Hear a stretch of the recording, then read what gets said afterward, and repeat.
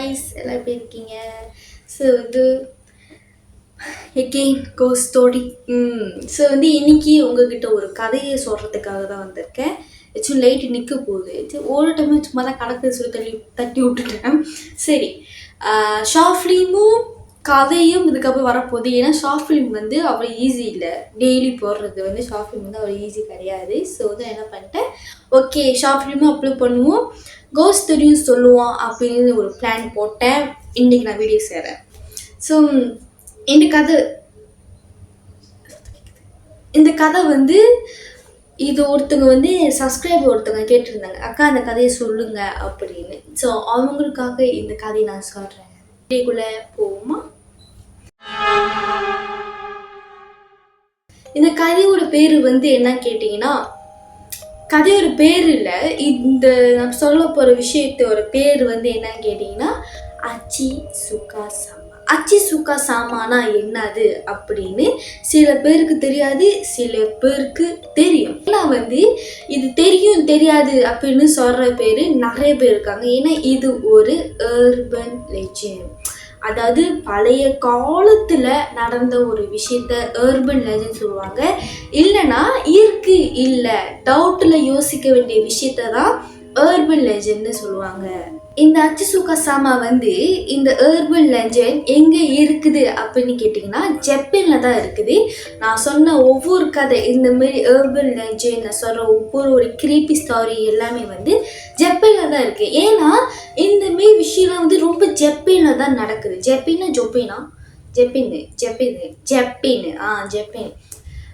இதுவே சரியா வாயில் வரமாட்டேங்குது. இந்த ஜப்பான்லாம் வந்து தெக்கி குச்சி சக்கோனா, இந்த அச்சிசுகா சாமா இதெல்லாம் வந்து ஜப்பானில் தான் நடக்குது.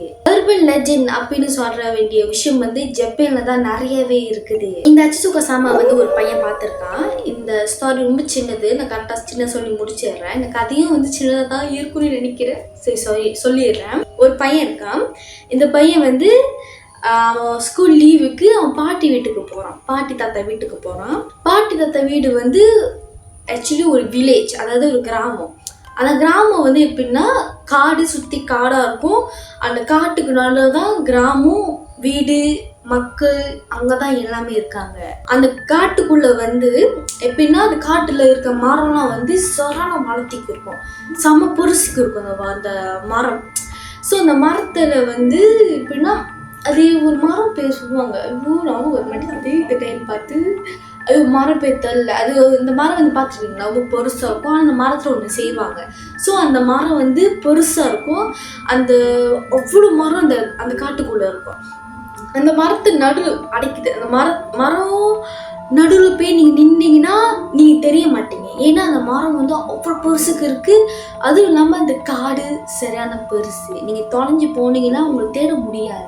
இப்படிப்பட்ட காடு தான் பாட்டி வீட்டுக்கு பின்னாடி இருக்குது. ஸோ அந்த பையன் வந்து அவன் லீவ் நாளுக்கு அவன் பாட்டி வீட்டுக்கு போயிருக்கான். அவங்க அம்மா அப்பா வந்து இந்த பையனை வந்து அந்த பாட்டி வீட்டுக்கு இறக்கி விட்ருக்காங்க. பையனை பாட்டி வீட்டுக்கு ஜாலியாக போனான்.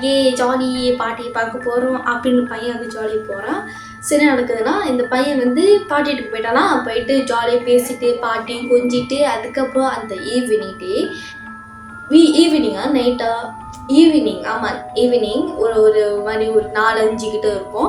அந்த டைம் இந்த பையன் என்ன பண்ணுறான்னா பந்து விளாண்டுக்கிட்டு இருக்கான் ஃப்ரெண்டோடைய. இவன் தனியாக விளாட்றானா தெரியல, ஆனால் பந்து விளாட்றான் பையன். ஈவினிங் 5 மணி 4 மணிக்கிட்ட இந்த பையன் ஈவினிங் வெளியே நின்று பந்து விளாட்றான். 5 அடியா சரி, இன்னொரு வீட்டுக்கு வெளியே வந்து நின்று இந்த பையன் வந்து பந்து விளாட்றான்.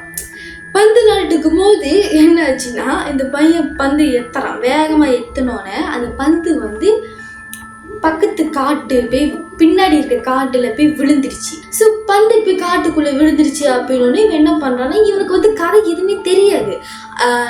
ஃபர்ஸ்ட் ஆஃப் ஆல் உங்களுக்கே இது நான் சொல்லலை. அந்த காட்டுக்குள்ளே இந்த பையன் ஸ்டோரி ஸ்டாப் பண்ணிடுங்க, நான் காடை பற்றி சொல்லிடுறேன். அந்த காட்டுக்குள்ளே வந்து யாரும் போக மாட்டாங்க. அந்த காட்டுக்குள்ளே ஒன்று இருக்குது. அது என்னன்னு கேட்டிங்கன்னா அச்சிசுகா சாமா. இப்போ சொன்ன தெரியுமா, இதோட அர்பன் லெஜெண்ட் அப்படி சொல்ல தெரியுமா? சுத்துட்டேன். ஓகே, இந்த அர்பன் லெஜெண்ட் சொன்ன தெரியுமா? ஸோ இது வந்து அந்த காட்டுக்குள்ளே தான் இருக்கே. ஸ்பீக்கர் வந்து கொஞ்ச நேரம் தான் வேலை செய்யணும்னு நினைக்கிறேன். ஓகே, அர்பன் லெஜெண்ட்ஸ் ஒன்று தெரியுமா, இது வந்து அந்த காட்டுக்குள்ளே தான் இருந்திருக்குது. காட்டுக்குள்ளே இருக்குது கன்ஃபார்ம் பண்ணி அந்த காட்டுக்குள்ளே அந்த அர்பன் லெஜெண்ட் இருக்குது. அதாவது இந்த அச்சிசுகா சாமா அந்த பொண்ணு வந்து அந்த காட்டுக்குள்ளே தான் இருக்கா அப்படின்னு யாருக்கும் தெரியாது. பட் அவள் அந்த காட்டுக்குள்ளே தான் இருக்கா. நம்மளுக்கு தெரியுது காட்டுக்குள்ளே இருக்கான்னு. ஆனால் கிராமத்தில் இருக்கவங்களுக்கு யாருக்கும் இப்போ வரைக்கும் தெரியும், இந்த செகண்ட் வரைக்கும் தெரியாது இந்த காட்டுக்குள்ளே வந்து அந்த அச்சிசுகா சாமா அப்படின்னு ஒரு பொண்ணு இருக்கான்னு யாருக்குமே தெரியாது.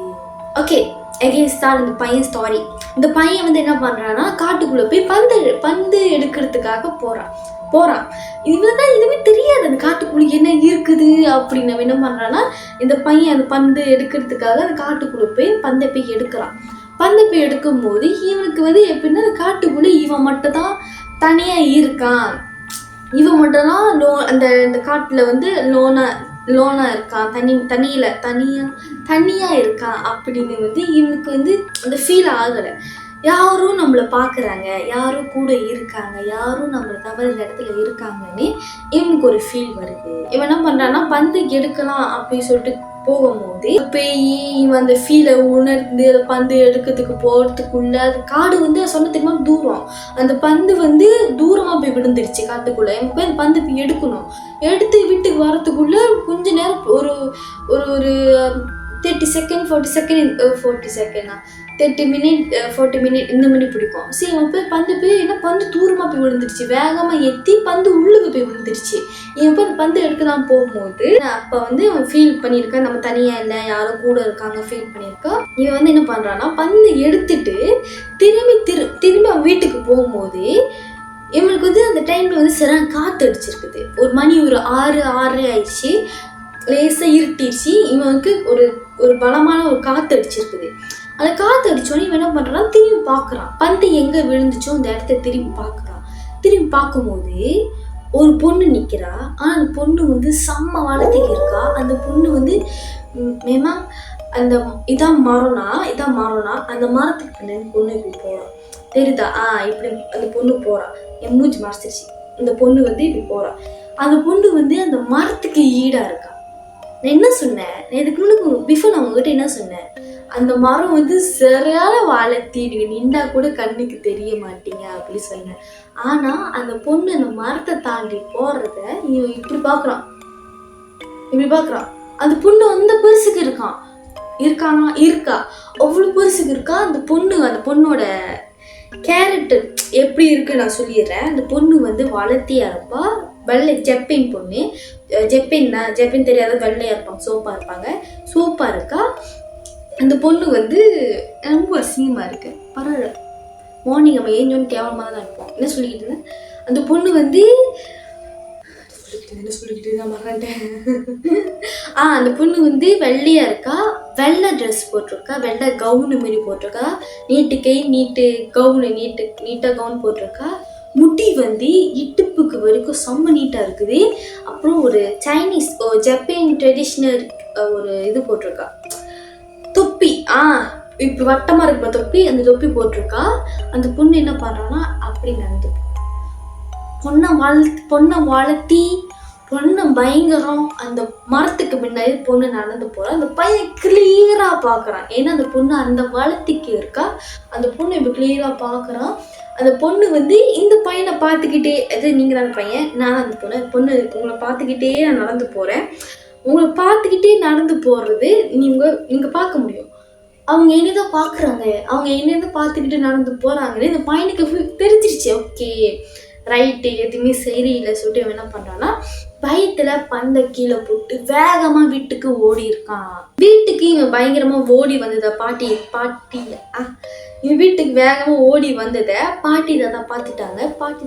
பாட்டி தாத்தா கூப்பிட்டு என்னையா ஆச்சு அப்படி கேட்கும்போது பையன் எல்லா கதையும் சொல்கிறான். இருந்து Z வரைக்கும் எல்லா கதையும் சொல்லி முடிச்சோட தாத்தாவும் பாட்டியும் பயப்படுறாங்க.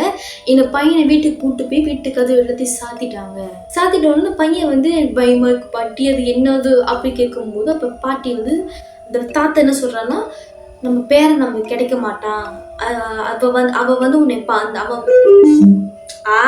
இது ஒன்று என்ன சொல்லிக்கிட்டு இருந்தேன். ஏற்கனவே கதை ஓடுது, மண்டே ஓடிக்கிட்டு இருக்கு. இது ஒன்று சத்தம் போட்டு பயப்படுத்துது. என்ன சொல்லிக்கிட்டு இருந்தேன், இந்த பொண்ணு வந்து அந்த நம்ம பேரனை பார்த்துட்டா அவள் விடமாட்டா, நம்ம பேரனை விடமாட்டா அப்படின்னு சொன்னோன்னே பையனுக்கும் பயமாக இருக்குது, பாட்டி தத்தக்கும் பயமாக இருக்குது. ஸோ இந்த சீன் வந்து இந்த டைமில் முடியுது. எதனால இந்த பொண்ணை பார்த்து பயப்படுறாங்க? ஏன் தெரியுமா? இந்த பொண்ணு வந்து சின்ன பிள்ளைங்களை கடத்திட்டு போவா, சின்ன பிள்ளைங்களை கிட்னாப் பண்ணுவா. சின்ன பிள்ளைங்க ஒரு 9-10 வயசு பிள்ளைங்களை கிட்னாப் பண்ணுவாங்க. ஸோ உங்களுக்கு 9-10 வயசு இந்த கதையை பார்க்குற பிள்ளைங்க, உங்களுக்கு 9-10 வயசுனா கொஞ்சம் சேஃப்டி இருங்க. மனுஷால வந்து அச்சுக்க சாமா இருக்கான்னு தெரியல, பட் இருந்தாலும் கவனமாக இருங்க. இந்த பொண்ணு வந்து 9-10 வயசு பிள்ளைங்களை கிட்னாப் பண்ணுவா. ஸோ கிட்னாப் வாயில் வர மாட்டேங்குது இந்த வார்த்தையும். கடத்துவா, பிள்ளைங்களை கடத்திட்டு போய் சாப்பிடுவான்னு சொல்கிறாங்க. ஆனால் இது உண்மையை தெரியல. ஆனால் பிள்ளைங்களை கடத்துவா அப்படின்னு 100%ல 50% மட்டும் நம்ம நம்ப முடியும். ஏன்னா எவ்வளோ அளவுக்கு உண்மைன்னு தெரியல. இந்த பையன் பார்த்த விஷயத்த பாட்டி தாத்தா சொல்லிட்டோன்னே இந்த கிராமத்துக்குமே தெரிஞ்சு போச்சு. இந்த காட்டில் வந்து ஒரு பொண்ணு இருக்கா, அந்த பொண்ணு பேர் தான் அச்சுசுகா சாமான்னு எல்லாத்துக்குமே தெரிஞ்சு போயிடுச்சு. அதுலேருந்து அந்த கிராமத்தில் பிள்ளைங்களை வெளியே விளாட விடுறது வாங்க. அது கூட பேரண்ட்ஸ் நிற்கிறாங்க. நைட் டைம் பிள்ளைங்க யாரும் வெளியே விட மாட்டாங்க. முன்னெல்லாம் வந்து ஜப்பான்ல இது வந்து உண்மை. என்ன தெரியுமா? முன்ன வந்து பிள்ளைங்களுக்கு சாப்பாடு ஊட்டும் போது அச்சுசுகா சாமா வந்து உன்னை வந்து கடத்திட்டு போயிடும் அப்படின்னு சொல்லி தான் பிள்ளைங்களுக்கு சோறு ஊட்டுவாங்க. அந்த பேரை கேட்டாலே பிள்ளைங்க இன்ன வரைக்கும் பயப்படுதுங்க ஜப்பான்ல. ஸோ உங்களுக்கும் இந்த ட்ரிக் வேணுமா எடுத்துக்கோங்க. அச்சுசுகா சாமா பிள்ளைங்க சாப்பிட மாட்டிக்குதுங்க அப்படின்னா இந்த பேரை சொல்லி பயப்படுத்துங்க. ரொம்ப கஷ்டமா இருக்கு பேசுறதுக்கு, ஏன்னா அடைக்குது, என்னால் பேச முடியல. ஓகே, சூடாக இருக்கா? ஸோ என்ன அடைக்குது. அவ்வளோதான் அந்த கதையை. இதுக்கப்புறமும் நிறையா ஸ்டாரி நான் உங்களுக்கு எடுத்து வச்சுருக்கேன். கண்டிப்பாக ஸ்டாரிக்கு வரும். இதுக்கப்புறம் again start me strain story. So என்ன நினச்சா எனக்கு பாவமாக இருக்குது, அதெல்லாம் ஸ்டாரி போடுறேன்.